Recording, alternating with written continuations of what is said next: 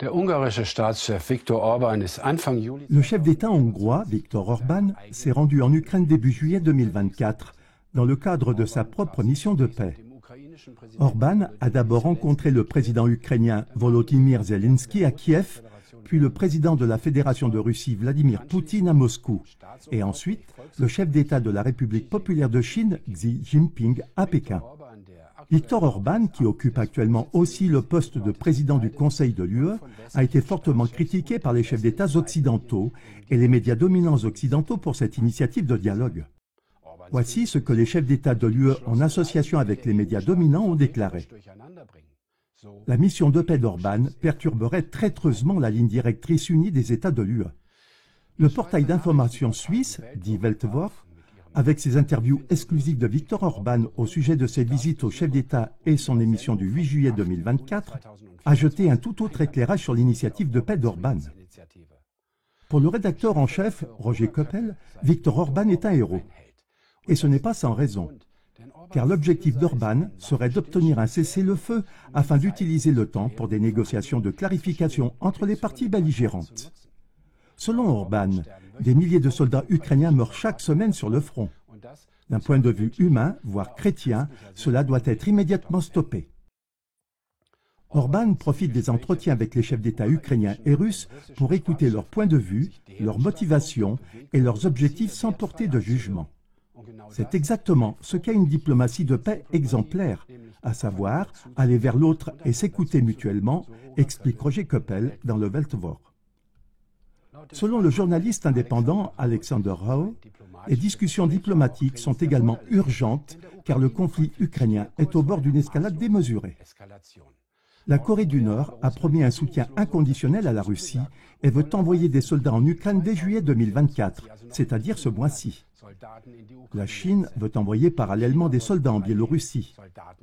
Avec l'armée russe, ce sont donc 3 des armées les plus puissantes du monde qui seraient sur les rangs en jeu.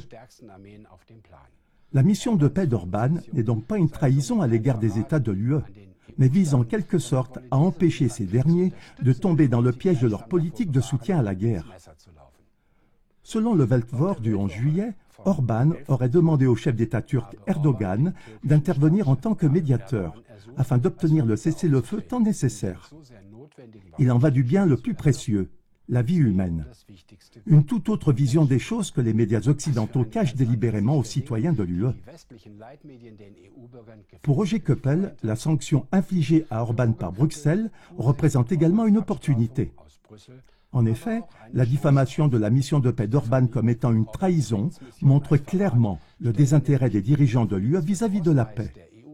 Cela offre aux citoyens de l'UE la possibilité de se demander si les dirigeants de l'UE sont vraiment les représentants que les peuples souhaitent pour leur pays. Telle est la contre-voix du Weltwoche au sujet des médias dominants. Alexandros Boufezis du portail internet warnews247.gr veut souligner qu'Orbán n'agit peut-être pas de manière totalement désintéressée dans sa mission de paix. Orbán se préoccupe du sort de la minorité hongroise en Ukraine et d'une partie du territoire ukrainien qui appartenait autrefois à la Hongrie. C'est ce qu'a déclaré Alexandros Boufezis. Cette émission ne peut pas répondre de manière définitive à la question de savoir ce qui se passe réellement et finalement dans les coulisses de la scène mondiale. Selon quel scénario les manœuvres politiques actuelles se déroulent et quel rôle y jouent les différents hommes politiques.